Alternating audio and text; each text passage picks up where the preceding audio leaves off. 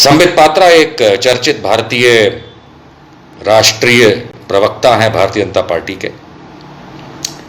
एक बहुत बड़े नालायक इंसान हैं, सब जानते हैं। वो हद दर्जे के बदतमीज हैं, ये भी जानते हैं। इसीलिए हम उनको नागपुरी संतरा उर्फ नारंगी खटमल कहते हैं। ये सब सुन के वो अचंभित हो जाते हैं, जो उन्हें होना भी चाहिए। आइए उनका अचंभा आज बढ़ाएं। मेरे पास कुछ तथ्य हैं और वो तथ्य कुछ इस तरीके से मुझ तक पहुंचे कि नरेंद्र मोदी 2014 के इलेक्शन से पहले चीखते चिल्लाते रहे रैलियों में जाके कि हम काला धन वापस लाएंगे, भाइयों बहनों मित्रों, हम काला धन वापस लाएंगे विदेशों से। पर हुआ ये कि विदेशों से काला धन तो लाना बहुत दूर की बात है, ढीला नहीं लाए नरेंद्र मोदी जी। परंतु आज विदेश से मुझे कुछ जानकारी प्राप्त हुई, विदेश से, और उस जानकारी के माध्यम से काला धन भारत में पकड़ा गया। जो काला धन भारत में पकड़ा गया मतलब सरकार ने नहीं पकड़ा, हमने आज उसकी चर्चा करनी है। सबको याद होगा वो कठिन समय नवंबर 2016 का, जब नोटबंदी हुई, डिमोनेटाइजेशन हुआ। 8 नवंबर रात 8 बजे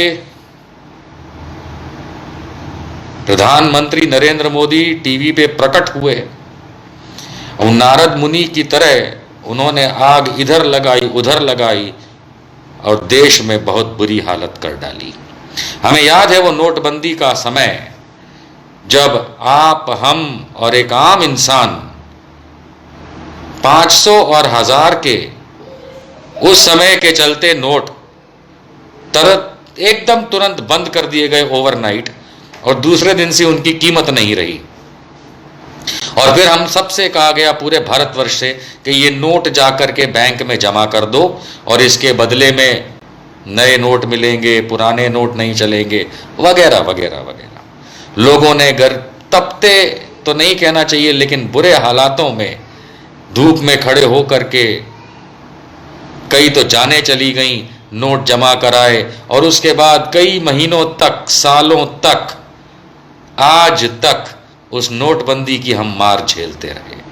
आप लोगों ने बहुत सारी पहले की रिपोर्ट्स देखी होंगी जो मीडिया में आई कि किस तरीके से अमित शाह के जिस बैंकों में वो डायरेक्टर हैं, वहां पे करोड़ों अरबों रुपए का काला धन, जिसको ये लोग कहते हैं, 500,000 के नोट जमा हुए, पर निकला कुछ नहीं। अंततः हम ये भी जानते हैं कि रिजर्व बैंक ऑफ इंडिया ने ये मान लिया था कि लगभग 99% 500 और 1000 के पुराने नोट जो नोटबंदी के समय बंद किए गए थे, वो बैंकों में वापस और आरबीआई के पास वापस आ चुके हैं। और आखिरी फिगर उन्होंने आज तक नहीं दी, 4 साल हो गए, क्योंकि बड़े बहाने दिए गए, लेकिन असलियत देश को नहीं बताई गई। अंततः ये मालूम चलता है कि उन पुराने 500 और 1000 के नोट से जो नरेंद्र मोदी खड़े होकर के का धन वापस ला रहे थे, आतंकवाद की कमर तोड़ रहे थे, ब्लैक मनी खत्म कर रहे थे, ऐसा कुछ नहीं हुआ। देश की इकोनॉमी खत्म जरूर हो गई। ये वही समय है जब का कुछ इसकी कुछ जानकारी निकल के आई है, और अब हम उस टॉपिक पे आ जाते हैं सीधा। ये जानकारी मैं आपको अब इस वीडियो के खत्म होने के बाद कमेंट बॉक्स में डाल दूंगा। आप वहां से ये तीनों लिंक देख करके इसको वेरीफाई कर सकते हैं। और मैं चाहूंगा भारत सरकार भी इस वीडियो को देखे और वेरीफाई करे कि नालायक कालाबाजारी करने वाला संबित पात्रा असलियत में है कौन। इसको मैं शीर्षक दूंगा, संबित पात्रा का डिमोनेटाइजेशन स्कैम, नोटबंदी का स्कैम जो संबित पात्रा ने किया। ज्ञात हो कि सन 2010 में एक कंपनी बनाई गई इस देश में, दिल्ली में। कंपनी का नाम था centre for holistic and advancement and upliftment of poor and landless. इसको उन्होंने ब्रैकेट में शॉर्ट फॉर्म में बनाया चौपाल, CHAUPAL, चौपाल। 2016 में इस कंपनी के पास 61 लाख रुपए से ज्यादा, ₹61 लाख से ज्यादा कैश इन हैंड था, यानी रोकड़ा था, कैश। समझने की बात है कि 2010 में संबित पात्रा, मैं डिटेल दिखाऊंगा अभी आपको, बताऊंगा, संबित पात्रा इसके पार्टनर बनते हैं कंपनी के अंदर। इसमें 3 पार्टनर थे, जानकारी के आधार पे जो मैं आपसे शेयर लिंक के आधार पे कर दूंगा। इस आधार पे ये मालूम चलता है कि संबित पात्रा 2010 में जब ये कंपनी बनी तो उसके एक पार्टनर थे, जिसके दूसरे पार्टनर थे भोलानाथ विज। ये नाम उसमें निकल के आता है, जो आरएसएस के स्वदेशी जागरण मंच के थे। तीसरा नाम निकल के आता है बलराम गर्ग इस जानकारी में जो मैं आपसे शेयर कर रहा हूं, जो मैनेजिंग डायरेक्टर हैं पीसी ज्वेलर्स के, जो कि एक बहुत बड़ी ज्वेलरी की कंपनी है और देश के बड़े बड़े शहरों में बहुत बड़े बड़े शोरूम्स हैं। तो इन जानकारी के आधार पे जो आपसे इस लिंक में डाल दिया जाएगा और उसके अंदर ये सारी डिटेल्स प्रिंटेड हैं और अवेलेबल है फोटो के तौर पे, जिसमें इस कंपनी में जिसका नाम था centre for holistic and advancement and upliftment of poor and landless उर्फ चौपाल, जिसके 3 मालिक बताए जाते हैं इस कागजों में। एक है संबित पात्रा जो भाजपा के राष्ट्रीय प्रवक्ता हैं, दूसरे हैं भोलानाथ विज, ये सब 2010 की बात है, भोलानाथ विज आरएसएस के स्वदेशी जागरण मंच के हैं, और तीसरे हैं बलराम गर्ग, श्री बलराम गर्ग मैनेजिंग डायरेक्टर दिखाए गए हैं पीसी ज्वेलर, जो कि एक बहुत बड़ी पीसी ज्वेलर कंपनी है जो सोने चांदी का व्यापार करती है, बड़े बड़े शोरूम्स हैं। अब इसके अंदर खास बात यह बताई गई उन पेपर्स के अंदर कि कंपनी जो है ये इसका काम है पैसा छोटे छोटे लोगों को उधार देना। इसके अंदर यह निकल के आता है कि यह कंपनी बोरो करती है, उधार लेती है बहुत सारा पैसा अननोन सोर्सेस से, ऐसी जगहों से उधार लेती है जिसका कोई सोर्स नहीं है, और देती किसको है? छोटे छोटे माइक्रो फाइनेंसिस को कहते हैं, जिनको छोटी छोटी जरूरत होती है 10,000 20,000 50,000 टाइप की, या उस तरीके की जो छोटी छोटी जरूरतें होती हैं। संबित पात्रा की ये कंपनी उनको छोटा छोटा माइक्रो फाइनेंस करती है और उसमें से इंटरेस्ट कमाती है, यानी ब्याज कमाती है। ये इस कंपनी का काम है। ये इस तरीके से पेपर्स में दिखाया है, जो पेपर्स मैंने एक्सपोज करने वाला हूं और ऑलरेडी जिसकी बात बता रहा हूं और लिंक में आ जाएंगे। समझने की बात यह है कि इन कागजात के हिसाब से यह कंपनी एनबीएफसी नहीं है, नॉन बैंकिंग फाइनेंशियल कॉर्पोरेशन नहीं है, उस कैटेगरी में नहीं आती है, फिर भी यह धंधा करती है। दूसरा, सेक्शन 8 की कंपनी भी नहीं है, फिर भी यह धंधा करती है। तो आप समझ सकते हैं कि कितना बड़ा कांड संबित पात्रा अपने आगे बढ़ते हैं। 2010 ऑनवर्ड्स, ये बहुत जरूरी चीज है जानना, इसको वेरीफाई करना चाहिए और इसके लिए पुलिस को भी बीच में आना चाहिए कि 2010 में इन डिटेल्स के हिसाब से 2010 में जब ये कंपनी बनी तब से ये ऑपरेट होती थी एक ऑफिस से। उस ऑफिस है, कंपनी का नाम, ऑफिस का नाम बताया जा रहा है इन कागजों में भारतीय मार्केटिंग डेवलपमेंट, BMD, और ये कंट्रोल ऑफिस किया जाता था आरएसएस द्वारा। ये आरएसएस का ऑफिस माना जाता है, जिसका बाहर बोर्ड था भारतीय मार्केटिंग डेवलपमेंट, आरएसएस का, और ये आरके पुरम दिल्ली में है। ये 2010 जब कंपनी खुली उसके बाद यहां से इन्होंने ये कांड करने शुरू किए। 2019 में मोदी जी की कृपा से, मोदी गवर्नमेंट की कृपा से इनको ऑफिस दिया गया दीनदयाल उपाध्याय मार्ग पे, DDU, जो दिल्ली में है। एक बहुत बड़ा प्लॉट दिया गया 2019 में, मोदी गवर्नमेंट ने इनको दिया। यह मानने में आ रहा है पेपर वर्क के हिसाब से आरएसएस स्वदेशी जागरण मंच को यह दिया गया। ये मैंने आपको पहले बताया कि आरएसएस स्वदेशी जागरण मंच के भोलानाथ विज इस कंपनी में पार्टनर, और आरएसएस स्वदेशी जागरण मंच को यह जमीन मोदी गवर्नमेंट ने DDU, जहां पे खुद इनका नेशनल हेड ऑफिस है, उसके कहीं रोड पे, उसी रोड पे, DDU रोड पे दिल्ली में आरएसएस स्वदेशी जागरण मंच को ये जगह दी गई मोदी सरकार द्वारा, जहां पे ये कंपनी फिर शिफ्ट हुई। आप ये बात समझ सकते हैं कि ये किस तरीके के चालाकियां आगे बढ़ते हैं। नवंबर 2016 में डिमोनेटाइजेशन, नोटबंदी होती है। जितने भी पुराने 500 और 1000 रुपए के नोट थे उस समय के, उनको कैंसिल कर दिया जाता है। मोदी जी प्रकट हुए टीवी पे, आज रात से 500 और 1000 के नोट नहीं चलेंगे। हो गया था। अब ये समझने वाली बात है कि इन 500 और 1000 नोट जो बंद किए गए, इनको एक स्पेसिफिक कोड नेम दिया गया या सरकारी नाम दिया गया, स्पेसिफाइड बैंक नोट्स। ये 500 और 1000 के पुराने वाले स्पेसिफाइड बैंक नोट्स जिनको रद्द कर दिया गया था, SBN भी कहा जाता था। ये बात है 2016 की नवंबर में। अब हम एक चीज को समझने की कोशिश करते हैं कि 2000, और आप सोच रहे होंगे कि मैं बार बार इधर देख के क्यों कह रहा हूं, मैं पढ़ रहा हूं, मैंने नोट्स बनाए हैं, मुझे हवा में इस टॉपिक पे बात नहीं करनी है, क्योंकि ये बहुत बड़ा खुलासा है कालाबाजारी का, बहुत बड़ा खुलासा है कि जिसके अंदर संबित पात्रा जैसे लोग लिप्त हैं। 2016 और 17 का जो फाइनेंशियल ईयर होता है, उस फाइनेंशियल ईयर के जो पेपर्स बाहर निकल के आए हैं कंपनी डिटेल्स के, जो मैंने कंपनी इसमें आपको बताई है इनकी, उसमें 8 नवंबर 2016 डिमोनेटाइजेशन शुरू होता है। 8 नवंबर 2016 से 30 दिसंबर 2016 डिमोनेटाइजेशन खत्म होता है, यानी कि पैसा जमा करने का 500,000। ये जो ड्यूरेशन दी गई थी 8 नवंबर 2016 से 30 दिसंबर 2016 के बीच में, इस कंपनी ने, संबित पात्रा की कंपनी ने, बैंकों में जो पैसा जमा किया 500 और 1000 रुपए का नोट, उसकी डिटेल्स इस प्रकार से है कि कंपनी के पास 61,52,000 रुपए कैश, रोकड़ा, उन पुराने 500,000 रुपए के नोट जिसकी टोटल कीमत होती है 61,52,000, 61,52,000 रुपीस, ये उन्होंने बैंकों में जमा किए। ये सारी की सारी कैश वो पुराने वाले 500 और 1000 रुपए की नोट थे। अब आप बोलेंगे इसमें क्या बड़ी बात है, सबको बोला था, आपने भी किया, मैंने भी किया। समझते हैं आगे। ये कैश क्या RSS का था? ये कंपनी करती क्या थी?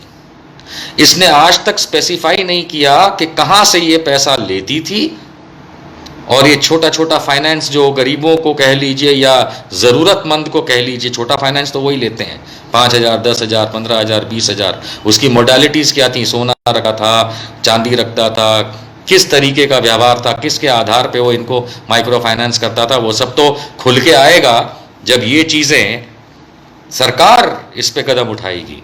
लेकिन 61,52,000 रुपया कैश तकरीबन इन 500 और तकरीबन नहीं, एग्जैक्ट 61,52,000 रुपया कैश इस कंपनी के पास, संबित पात्रा की कंपनी के पास कर क्या रहा था? जिस दिन डिमोनेटाइजेशन हुआ उस दिन कर क्या रहा था? क्योंकि उसके बाद इन्होंने 8 नवंबर से लेकर के 30 दिसंबर के बीच में यह पैसा बैंकों में जमा किया। अच्छा, ऐसा भी नहीं है कि ये शायद इनके पास कैश पड़ा था। क्या ये धंधा कर रहे थे लोगों से ले लेकर के? क्या ये बैंकों में अपने अकाउंट में जमा करा रहे थे? क्या था ये तो सरकार पता करेगी। ना इनकम टैक्स ने, ना CBI ने, ना पुलिस ने, ना बैंकों ने इस पर सवाल उठाए। क्या एक कंपनी जो माइक्रो फाइनेंस में थी उसने 2 महीने के दरमियान, लगभग 1.25 महीने के दरमियान इतना रुपया जमा कराया? एक बहुत इंपॉर्टेंट बात निकल के ये आती है दोस्तों, क्योंकि मैंने भी चेक किया, मैंने संबित पात्रा का जो एफिडेविट है 2019 का लोकसभा इलेक्शन जो उसने पूरी उड़ीसा से लड़ा था, तो उसका मैंने एफिडेविट चेक किया। हैरान हो जाएंगे आप ये जान के कि एफिडेविट में इस कंपनी का उल्लेख तक नहीं है। संबित पात्रा ने अपने चुनावी एफिडेविट 26A फॉर्म जो बोला जाता है उसमें इस कंपनी का उल्लेख तक नहीं किया 2019 में। ये बहुत कमाल की बात है। आइए कुछ टेक्निकल बात और समझ लेते हैं। कंपनी एक्ट, अब मैं जो आपको मैंने पहले ही बताया कि मैं लिंक्स शेयर कर दूंगा इसके अंदर, उसके अंदर सारी आपको डिटेल्स प्रत्यक्ष दिखेगी, क्योंकि वो फोटो फॉर्म के अंदर वहां पे प्रिंटेड है और छपी हुई है। इसमें कंपनी की डिटेल्स देखते हैं। कंपनी डिटेल्स क्या है? कंपनी डिटेल कंपनी एक्ट में रजिस्टर्ड है। कंपनी एक्ट में इसकी कंपनी रजिस्टर्ड है और ये कंपनी लिमिटेड बाय शेयर्स की कैटेगरी में आती है। कंपनी लिमिटेड बाय शेयर्स उसमें लिखा हुआ है, कंपनी लिमिटेड बाय शेयर्स की कैटेगरी में आती है। और संबित पात्रा की कंपनी सब कैटेगरी जो दिखाई है वो है कंपनी लिमिटेड बाय शेयर्स, और सब कैटेगरी है इंडियन NGO के नाम से रजिस्टर्ड, कि वो इंडियन NGO है। सेक्शन 25 उन्हीं कागज़ों में लिखा हुआ है, मैं कुछ अपने मन से नहीं बताता हूँ। उसी कागज़ जो शेयर करूँगा आप देखेंगे, उसमें साफ लिखा है कंपनी एक्ट की डिटेल में कि सेक्शन 25 का इसका लाइसेंस नंबर है 100992, रजिस्ट्रार ऑफ कंपनी ROC का रेफरेंस नंबर है A93207306 और ये दिल्ली का है। समझ रहे हैं? संबित पात्रा ये पहले पार्टनर हैं उसके अंदर, संबित पात्रा सन ऑफ रविंद्रनाथ पात्रा। इनका डिन पैन सिन, डिन ओब्लिक पैन ओब्लिक सिन नंबर दिया है इसमें 03029242। इसके दूसरे पार्टनर हैं बलराम गर्ग सन ऑफ बालकिशन दास गर्ग, जो PC ज्वेलर्स के मालिक हैं। इनका डिन ओब्लिक पैन ओब्लिक सिन नंबर दिया है 00328083। और भोलानाथ विज जो RSS स्वदेशी जागरण मंच के हैं, सन ऑफ जय गोपाल विज, ये सारी डिटेल्स दी हैं इन कागजों में। उनका डिन पैन ओब्लिक सिन नंबर दिखाया है 00088856। आप सोचिए, ये सारे के सारे कागजात ROC में है, रजिस्ट्रार ऑफ कंपनी में है। ये कंपनी रजिस्टर्ड है, ये कंपनी रजिस्टर्ड है जिसको शॉर्ट फॉर्म है चौपाल और पूरा नाम है holistic and advancement and upliftment of poor and landless, जिसके ये 3 मालिक हैं, जिन्होंने नोटबंदी के समय 61,52,000 रुपए, जिसके कहां से आए इसका कोई स्रोत नहीं है। कहा जाता है छोटे छोटे फाइनेंस देते थे ये, माइक्रो फाइनेंस जो है, और उसका ब्याज खा करके ये कंपनी चलाते थे। इसका कोई इन्होंने उल्लेख नहीं किया अपने एफिडेविट के अंदर। कमाल की बात है कि नोटबंदी के समय 61,52,000 रुपए कैश ऑन हैंड, 500 और 1000 रुपए के इन्होंने नोट जमा किए। आप सोचिए, 61,52,000 रुपए एज ऑन 8/11/2016, जो मैं लिंक शेयर करूंगा इसके अंदर, उसमें ये पूरा का पूरा डिटेल है तारीख के साथ। क्योंकि इस कंपनी के अंदर 30/12/2016 को सिर्फ 1,04,554 104,554 rupees he cash in hand बाकी रहे। यानी कि इस कंपनी के पास तब भी कैश था, हो सकता है अदर डिनोमिनेशन में हो, जो उस पुराने 500 1000 में ना हो, 100 में हो, 50 में हो, 20 में हो, 10 में हो, सिक्के हो, जो भी हो। लेकिन जो पैसे इनके पास कैश इन हैंड बचे, क्योंकि ये सारा का सारा इनकी कंपनी डिटेल्स में से निकल के आ रहा है कि इनके पास 30 दिसंबर 2016 को सिर्फ 1,04,554 रुपीज कैश इन हैंड बचा। आप जब डिटेल देखेंगे तो आप में उसमें छपा हुआ मिलेगा, उसको कैलकुलेट करने की आवश्यकता नहीं। उसके अंदर उन्होंने साफ लिखा है कि 8 तारीख को 61,52,000 रुपए पुराने 500 और 1000 रुपए के नोटों में इस व्यक्ति ने अपनी कंपनी से जमा कराए। कोई भी इंसान, कोई भी व्यक्ति ये जानता है, अगर नहीं जानता है तो समझ ले, ये संबित पात्रा का ये एक बहुत बड़ा खुलासा है, ये एक बहुत बड़ी अंडरस्टैंडिंग है कि ये संबित पात्रा क्या टैक्स चोर है, क्या ये लोगों के पैसे ब्लैक मनी घुमाता है, क्या ये ब्लैक मार्केटियर है, क्या संबित पात्रा एक काला बाजारी आदमी है। हम इतना तो सब जानते हैं कि ये डॉक्टर है। लगे हाथ में आप लोगों को यह भी बता दूं, कई लोगों को पता होगा, नहीं पता होगा तो मैं बता देता हूं। NKS हॉस्पिटल दिल्ली में 2013 में डॉक्टर आलोक अग्रवाल के साथ, वो सीनियर सर्जन थे और ये कंसल्टिंग सर्जन थे डॉक्टर संबित पात्रा। उसमें अनफॉर्चुनेटली एक 81 ईयर ओल्ड लेडी का बवासीर यानी पाइल्स के ऑपरेशन के बाद पोस्ट ऑपरेटिव केयर ठीक से ना करने की वजह से अनफॉर्चुनेट उस ओल्ड लेडी की डेथ होती है, मृत्यु होती है। उस ओल्ड लेडी का बेटा भी एक जनरल फिजिशियन है, डॉक्टर है, जनरल फिजिशियन। उसने 2014 में अप्रैल में दिल्ली मेडिकल काउंसिल को कंप्लेंट लिखी एक डॉक्टर ने अपनी मां की मृत्यु की कंप्लेंट दिल्ली मेडिकल काउंसिल को दी है अप्रैल 2014 में कि doctor Alok Agarwal of NKS hospital, जो सीनियर सर्जन थे, उन्होंने ऑपरेट किया था और पोस्ट ऑपरेटिव यानी ऑपरेशन के बाद की जो केयर की जाती है उसमें doctor Sambit Patra consulting physician की नेग्लिजेंस, क्रिमिनल नेग्लिजेंस, उनका ना ध्यान रखना अपने पेशेंट की वजह से उस ओल्ड लेडी की मृत्यु होती है।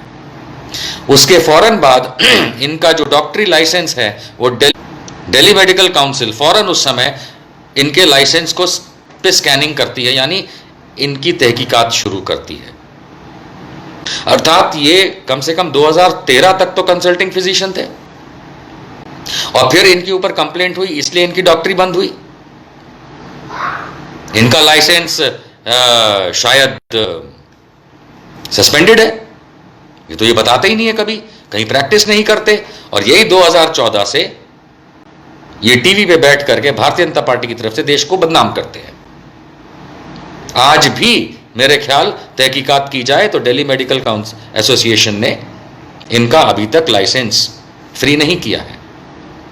ये डॉक्टरों के नाम पे धब्बा है, लेकिन वो क्रिमिनल नेग्लिजेंस है, उसमें मैं ज्यादा नहीं कह सकता, आप ज्यादा नहीं कह सकते, क्योंकि ये व्यक्ति का वो पर्सनल मामला है, प्रोफेशनल मामला है, उस बारे में ज्यादा हम किसी की क्या बुराई करें। बहुत से डॉक्टर्स के साथ ये होता है और उनको फिर इंडियन मेडिकल एसोसिएशन या दिल्ली मेडिकल एसोसिएशन या दूसरी एसोसिएशंस जाने देती हैं। आज तक तो मेरे ख्याल से किसी पे ज्यादा हुआ नहीं है, लेकिन इनका अधिकार है कि ये टेलीविजन पे बैठ करके बकवास करें, क्योंकि गोदी मीडिया में बैठते हैं। इनका अधिकार है कि ये गरियाते फिरें, उई उई पुई पुई करते फिरें, इनका अधिकार है, इन्हें आता ही क्या, यही आता है। लेकिन डॉक्टर संबित पात्रा 61,52,000 रुपए कैश कहां से आया था? क्या यह आरएसएस का पैसा था जो आप गोल घुमाते हैं? क्या यह आरएसएस के पास आने वाले काले धन का हिस्सा था? क्या यह सिर्फ 61,52,000 जो कि शेयर कर रहा हूं मैं डिटेल्स इसके अंदर, जो आप देख करके बताएं कि क्या ये आपके पैसे थे, आरएसएस के थे, मोदी के थे, अमित शाह के थे? किसका ब्लैक मनी था? ये किसका ब्लैक मनी था? बड़ी बड़ी कंपनियों के पास 10 लाख रुपया कैश हाथ में नहीं होता है और ये 61,52,000 रुपए जमा कराते हैं और इन पे कोई कार्रवाई नहीं होती। ये कालाबाजारी हैं, ये मोदी के चेले हैं, ये मोदी को अपना बाप बोलते हैं। अब बाप अपने बेटे के ऊपर थोड़ा ना ज्यादा कुछ करेगा। यह है भाजपा का असली चेहरा। दोस्तों, संबित पात्रा से पूछिए, भारत सरकार से पूछिए, मोदी से पूछिए, मैं पूछता हूं कि आप लोग काला धन वापस लाएंगे, वो तो कर नहीं पाए, लेकिन काला धन देश में बनाएंगे खुद के फायदों के लिए, अपने लोगों के फायदों के लिए, देश को धोखा देंगे। Anti national BJP, anti national Narendra Modi, देशद्रोही संबित पात्रा, जाओ पाकिस्तान। ये खुलासा सबको इस देश में देखना चाहिए। बस आज के लिए इतना। मैं अभी लिंक शेयर कर दूंगा नीचे, 3 लिंक हैं, आप ये चीज खुद देख सकते हैं। आशा करता हूं कि भारत सरकार, चाहे ये वाली नहीं, आने वाली, पकड़ के डालेगी इन नामुरादों को, देशद्रोहियों को, टैक्स चोरों को, काला बाजारियों को, जो कि संबित पात्रा से लेकर नरेंद्र मोदी तक फैले हुए हैं। नेशनल दस्तक की आपसे गुजारिश है कि अगर इसको बचाना चाहते हैं तो नेशनल दस्तक को सब्सक्राइब करने के लिए रेड कलर के सब्सक्राइब बटन को दबाएं, फिर बेल आइकन की घंटी दबाएं। नेशनल दस्तक को बचाने के लिए बहुत जरूरी है कि हर खबर को शेयर करें, लाइक करें, कमेंट जरूर करें।